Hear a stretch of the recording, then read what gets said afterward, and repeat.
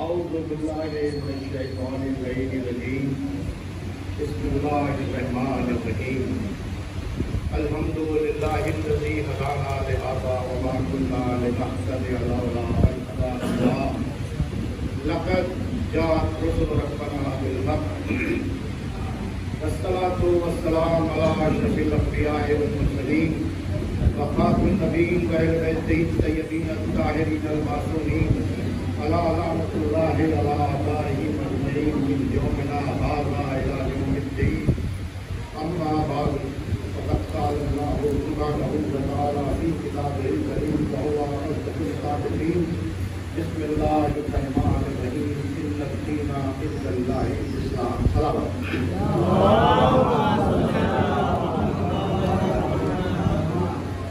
ناظرین کرام،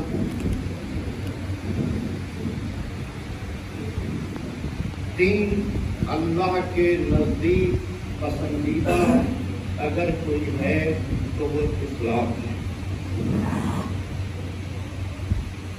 اور دین کے بارے میں جب مولائے کائنات سے پوچھا گیا کہ دین کیا ہے تو بتایا ایک اللہ کی عبادت اور خدمت خلق کا نام دین ہے.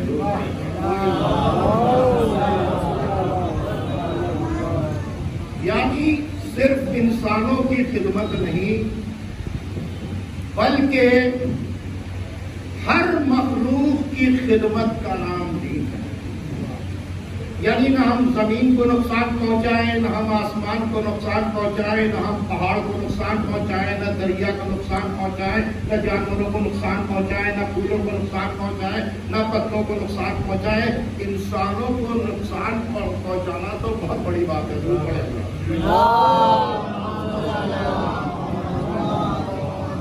تو ظاہر سی بات ہے کہ جب اللہ کا پسندیدہ دین اسلام ہے تو پھر ہمارے پاس کچھ ایسے افراد بھی ہونا چاہیے کہ جن کو پیش کر کے ہم کہیں کوئی عیب اس میں نکال سکتے ہو تو نکالو، سامنے رکھو نا. ظاہر سی بات ہے کہ قرآن نے جو پیرامیٹر دیا ہے، کیا پیرامیٹر دیا ہے کہ جب دیکھیے پرابلم کیا ہوتی ہے، جب لیڈر غلط ہو جاتا ہے تو سب کچھ غلط ہو جاتا ہے. جب بے صلاحیت لوگ آ جاتے ہیں تو پھر سب کچھ برباد ہو جاتا ہے. اسلام کے ساتھ بھی یہی ہوا. پوری دنیا کے اندر یہ ڈسپیوٹ ہے کہ محمد کے بعد کون، اور نماز دن میں 5 بار درود پڑھوا کر بتاتی ہے کہ محمد کے بعد آل درود پڑھے گا. اور آپ دیکھ لیجئے جو محمد کے بعد آل کو ماننے والے ہیں کسی سپر پاور کے آگے سرنڈر نہیں کرتے، اور جنہوں نے محمد کے بعد آل کو نہیں مانا وہ ہر جگہ سرنڈر کیے پڑے ہیں. تاریخ سامنے کی ہے. محمد کے بعد آل. اور قرآن مجید نے کہیں پر بھی نہیں کہا تھا کہ میرے بعد اپنا نمائندہ اجماع کر کے چن لینا. قرآن مجید نے کہیں پر نہیں کہا تھا کہ اپنا نمائندہ وصیت کر کے چن لینا. قرآن مجید نے کہیں پر نہیں کہا تھا کہ اپنا نمائندہ جو ہے کمیٹی بنا کر چن لینا. اب ظاہر سی بات چیت ہے، اسلام دین فطرت ہے اور پوائنٹ آف لائف نہیں ہے، بیسٹ وے آف لائف ہے. اور بیسٹ وے آف لائف یہی ہے کہ ہمارے پاس بیسٹ لیڈر ہو، اور بیسٹ لیڈر وہی ہوگا جس کے اندر ہر طرح کی کوالٹیز ہو، کیونکہ انسان کی فطرت میں ہے نا بیسٹ چیز کو حاصل کرنا. یہ فطرت ہے نا. اب یہ فرش اعضاء کیا ہے؟ ہمارے پاس 2 چیزیں ہیں، ایک ہے محراب اور ایک ہے ممبر۔ محراب میں جب ہم جاتے ہیں تو اللہ سے کہتے ہیں کہ ہمیں انعام والوں کا راستہ دکھا، اور فرش اعضا پر جب ہم آتے ہیں تو فرش اعضا بتاتی ہے کہ انعام والے کون ہیں۔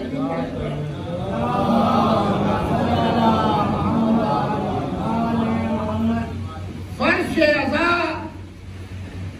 آپ کی بکواس کے لیے نہیں بکائی گئی ہے، بچھائی گئی ہے، آپ کی باتوں کے لیے نہیں بچھائی گئی ہے۔ جہاں پر ٹوٹی پسلیوں والی جناب فاطمۃ الزہرا سلام اللہ علیہا آتی ہیں، اگر فرش پر آنے والے اور منبر پر جانے والے اس بات کو ہر وقت دھیان میں رکھیں تو پھر ایسی کوئی بات نہیں کریں گے جو انہیں پسند نہیں ہے۔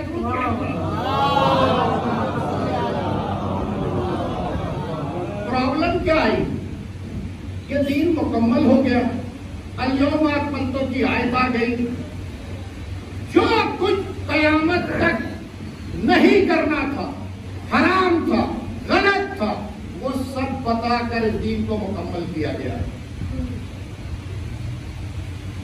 اور یہی قرآن کہتا ہے کہ میرے رسول کی اطاعت کرو۔ اب رسول نے کہا کہ میرے بعد جھوٹے راوی پیدا ہو جائیں گے جو میں نے نہیں کہا ہے، میرے بعد سے منسوخ کریں گے، پھر کریں کیا؟ کہا میری بات کو قرآن کے پیرامیٹر پر چیک کرنا، اگر مل جائے تو لے لینا، ورنہ دیوار پہ اٹھا کے مار دینا۔ اس کے مطلب رسول کی باتوں کو چیک کرنے کا پیرامیٹر کلام پاک ہے۔ درود پڑھیں۔ قرآن کہتا ہے رسول جو کچھ دے دیں لے لو، جس چیز سے روک دے رک جاؤ۔ خبردار میرے رسول کی باتوں پر اپنی بات کو بلند بھی مت کرنا، ورنہ تمہارے سارے اعمال حفظ کر لیے جائیں گے۔ درود پڑھیں حضرات۔ اب قرآن ہی یہ کہہ رہا ہے کہ جو رسول کہیں وہ کرو۔ اب قرآن کے پیرامیٹر پر جو افضل اترتا ہے، یہ پیغمبر کی ذمہ داری ہے اسے سامنے پیش کرے۔ جب اختلاف کا مسئلہ عرش پر شروع ہوا فرشتوں اور آدم کے درمیان، تو وہاں کیا ہوا؟ ایک امتحان کی منزل سے گزارا گیا، اور جب امتحان میں فرشتے فیل ہو گئے تو پھر کیا ہوا؟ انہوں نے سجدہ کیا، اور ایسے ہی سجدہ نہیں کیا، یہ کہہ کے سجدہ کیا کہ بے شک آدم مجھ سے زیادہ علم رکھتے ہیں۔ عرش پر یہ طے ہو چکا کہ اللہ کا ہادی، اللہ کا نمائندہ، اللہ کا امام، اللہ کا رہبر علم میں سب سے زیادہ افضل ہوگا۔ تم پڑھے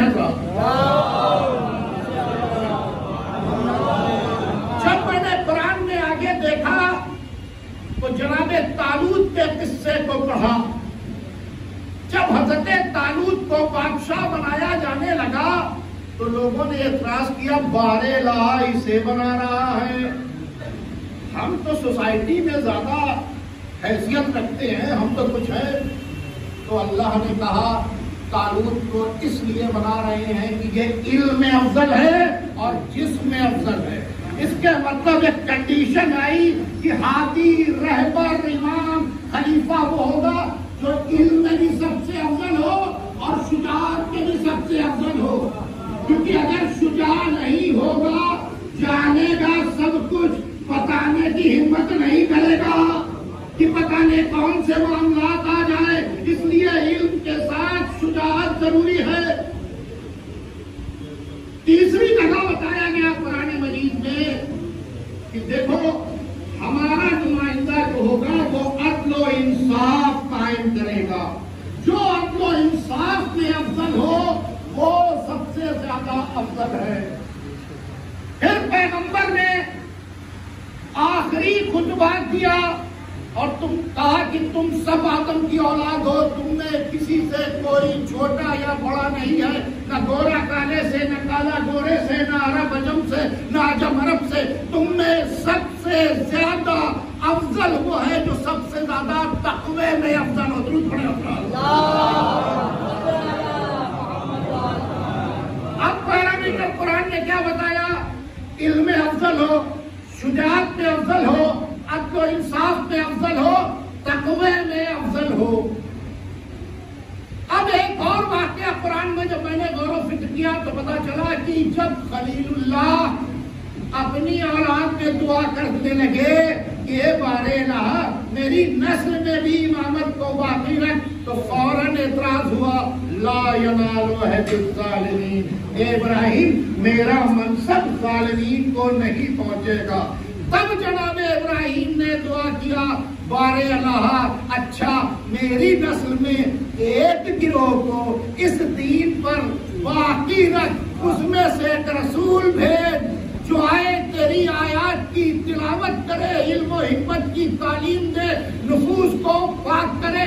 تو یہ بھی طے ہو گیا کہ امامت کا خلافت کا سلسلہ کہیں اور نہیں ہوگا، ذریت ابراہیمی میں ہوگا، لیکن اس کے پاس ہوگا جو ظلم سے دور ہوگا.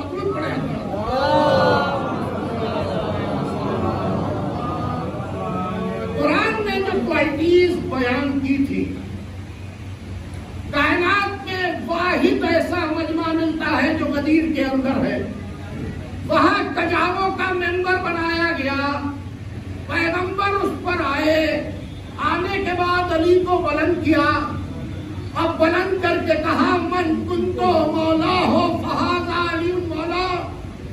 ایک ہفتے پہلے کہا تھا قبیلہ پروری کی مخالفت کر رہا ہوں، کنبہ پروری کی مخالفت کر رہا ہوں، رنگ نسل کی مخالفت کر رہا ہوں، خاندان کی مخالفت کر رہا ہوں، صلاحیت جس میں آگے ہوگی وہ سب سے زیادہ آگے ہوگا. اب پیغمبر نے جب علی کو بلند کیا تو لوگوں نے اپنے کو دیکھا اور علی کو دیکھا تو ان کو اپنی صلاحیتوں میں اور علی کی صلاحیتوں میں زمین اور آسمان کا فرق نظر آیا. پیغمبر نے ایسے کو دے دیا غدیر میں کہ کسی نے نہیں کہا کہ ہم جانتے بھی ہیں یہ علی سے افضل ہے.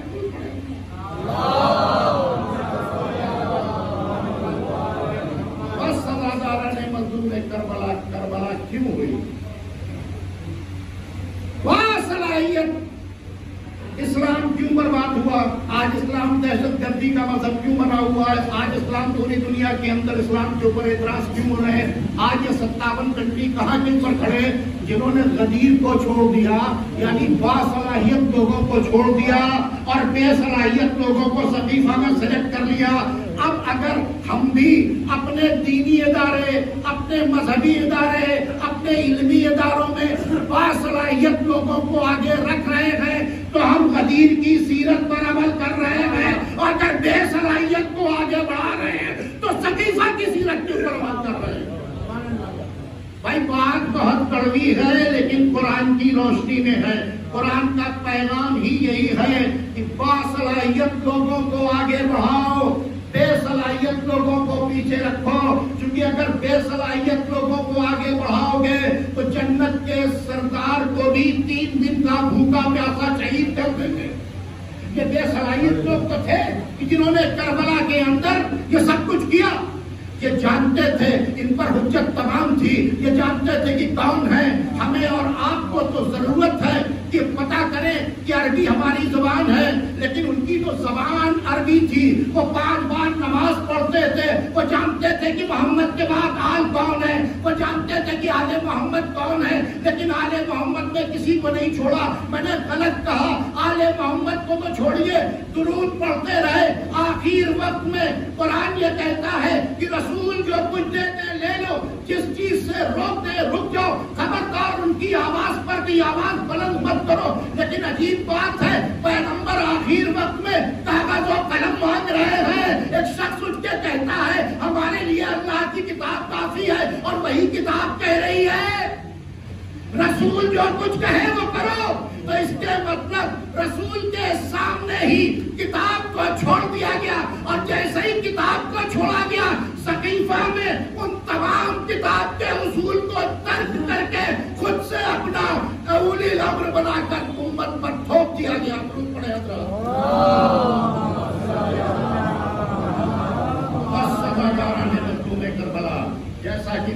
سے کہا یہ فرش اعضا انعام والوں کا تعارف کراتی ہے، انعام والوں سے جڑتی ہے، اور خود پروردگار عالم ہم کو جب مصلی کے اوپر بلاتا ہے تو کیا کہتا ہے؟ ہم سے صراط مستقیم مانگو، اور صراط مستقیم کچھ اور نہیں ہے، اسی کے نیچے لکھا ہے صراط الذین انعمت علیہم، اس کا راستہ جس پر تو نے اپنا انعام نازل کیا، غیر المغضوب علیہم ولا الضالین، جس نے نہ کبھی ظلم کیا، نہ وہ گمراہی پر رہا، نہ اللہ کا غضب نازل ہوا، یعنی ایسے لوگ جس کے لیے مہر لگی ہو انما یرید اللہ لیذھب عنکم الرجس ولیطہرکم تطہیرا۔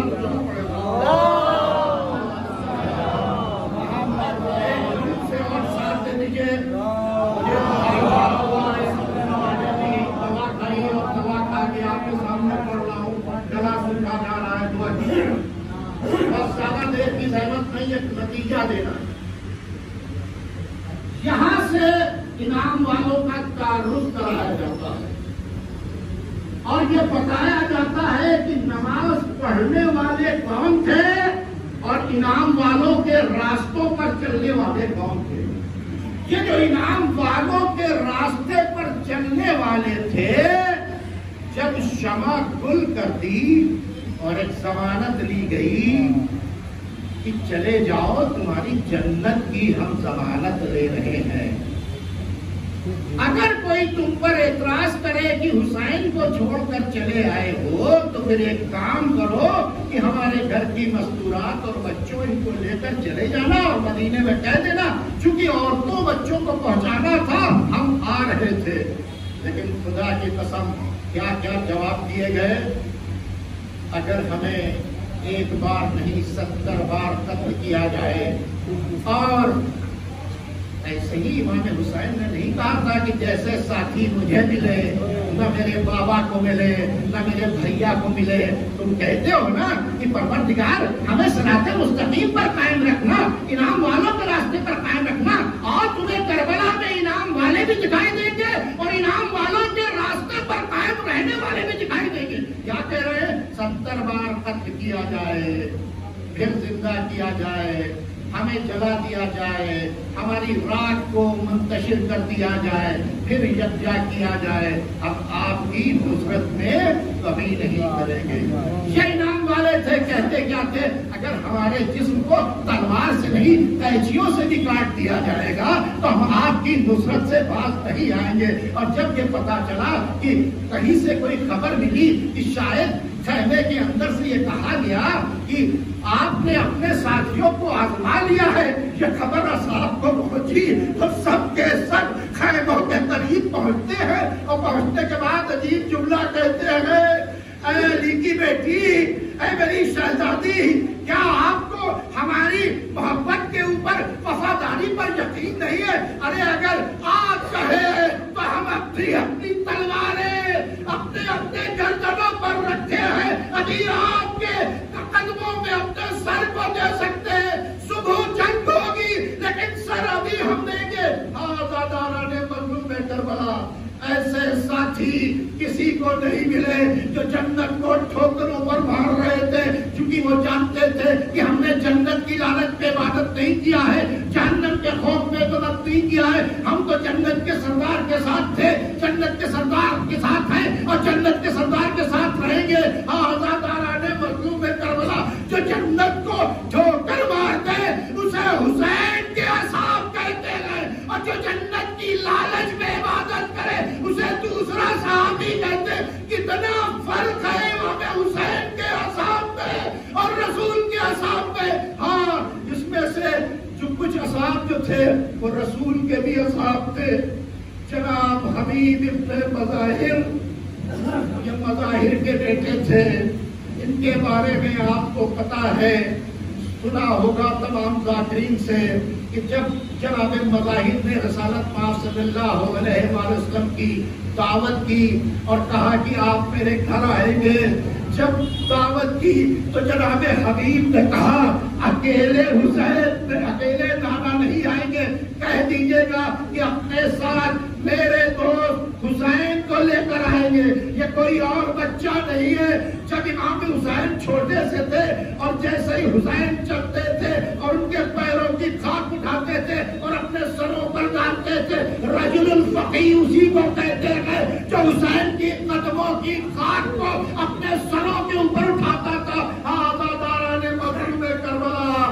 ایک بار جناب زینب نے کہا, اے میرے بھیا, جب دیکھو دشمن کا لشکر آ رہا ہے, ارے تم بھی تو اپنے چاہنے والوں کو بلا لو. ایک بار تھا, کوئی میرا چاہنے والا نہیں ہے, لیکن ہاں میرے بچپن کا دوست حبیب ابن مظاہر ہے. آزاداران مظلوم کربلا. حبیب کو خط لکھا گیا, تاریخ میں ملتا ہے کہ جیسے ہی حبیب کے گھر کے اوپر اس نے فرید نے دق الباب کیا, اس کے بعد کیا ہوا, کہا میں ننتا, کہا انا فرید الحسین, میں حسین کا قاصد ہوں. آزاداران مظلوم کربلا. شریعت یہ کہتی ہے کہ اگر آپ کھانا کھا رہے ہیں, کوئی آئے تو آپ نہیں اٹھیں گے, لیکن رجل الفقی جانتا تھا کہ کسی کے آگے اٹھنا اور ہے, امام کے آگے اٹھنا اور ہے. چونکہ امام کا پروانہ آیا ہے, بس سننا تھا. خط کو لیا, آنکھوں سے لگایا, سے دیے, اور اس کے بعد کھول کر جب پڑھا تو آنسو گرتے جاتے ہیں. اے حسین مجھے نرگے, اے حبیب مجھے نرگے آدھا میں گھیر لیا گیا ہے, میرے اوپر کھانا پانی بند کر دیا گیا ہے. اور اتنا ہی نہیں, ایک بات یاد رکھنا, میرے ساتھ میری بہنیں اور گھر کی عورتیں بھی ہیں, بس سے سننا تھا. حبیب نے ہزاروں قطار رونا شروع کیا. بیوی نے پوچھا کس کا خط ہے, کہا حسین کا خط ہے. کہا کیا بات ہے, کہا کربلا میں گر گئے ہیں, بلایا ہے, بس یہ سننا تھا. کہا پھر کیا سوچا, کہا ہے میری بیگم زمانہ بہت خراب ہے, میں کیا کروں, بس یہ سننا تھا. حبیب کی بیوی نے عجیب بات کہی, آئے ہو تجھ پر فرزند رسول تجھے نصرت کے لیے بلائے اور تو نہ جائے. لاؤ تو تلوار مجھے دے, میں نصرت کو جاؤں گا. ارے حبیب نے اپنے ہاتھوں سے اپنے چہرے کو پیٹنا شروع کر دیا. آزاداران مظلوم کربلا. حبیب نے اپنے رہوار کو اور اپنے غلام کو دیا, وہ پہنچا, اور پہنچنے کے بعد میں کونے پہ کھڑا تھا. جناب حبیب نے کہا میں آ رہا ہوں, کوفے کے حالات بہت خراب ہے. حبیب گھومتے پھرتے ہوئے جب گئے تو کیا دیکھا, ارے گھوڑا آنسوں سے رو رہا ہے, غلام رو رہا ہے. کہا دیکھو اگر ہمارے آقا نہیں آئیں گے تو ہم تمہاری نصرت کے لیے چلیں گے. حبیب نے پھر اپنے سروں کو پیٹا, ارے میرا حسین, ارے تجھ پر غلام اور جانور تک رو رہے ہیں. آزاداران مظلوم کربلا. حبیب آئے ہیں, تاریخ میں ملتا ہے ادھر حبیب آئے. حضرت عباس نے کہا کہ حبیب آئے ہیں, بس سننا. کہا چچا کا استقبال کرو. ارے علی اکبر آگے بڑھے, عباس آگے بڑھے, اور خود حسین دوڑ کر آگے بڑھے. ارے گلے سے لپٹا لیا. اے میرے حبیب, اے میرے دوست, دیکھ رہے ہو چاروں طرف دشمن ہے. آزاداران مظلوم کربلا.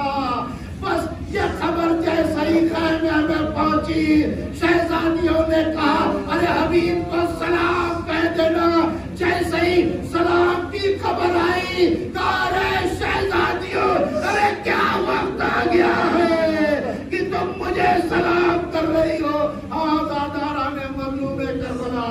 وہ وقت بھی آیا کہ جب ملعون نے کہا اے حسین تمہاری نماز قبول نہیں, بس یہ سننا تھا. صفحے بک چکی تھی, سعید و زہیر کھڑے ہو گئے تھے, گستاخی امام ہوئی. کیا کہا, اب نماز آپ کے جد کے ساتھ پڑھوں گا, پہلے اس ظالم کو سزا دوں گا.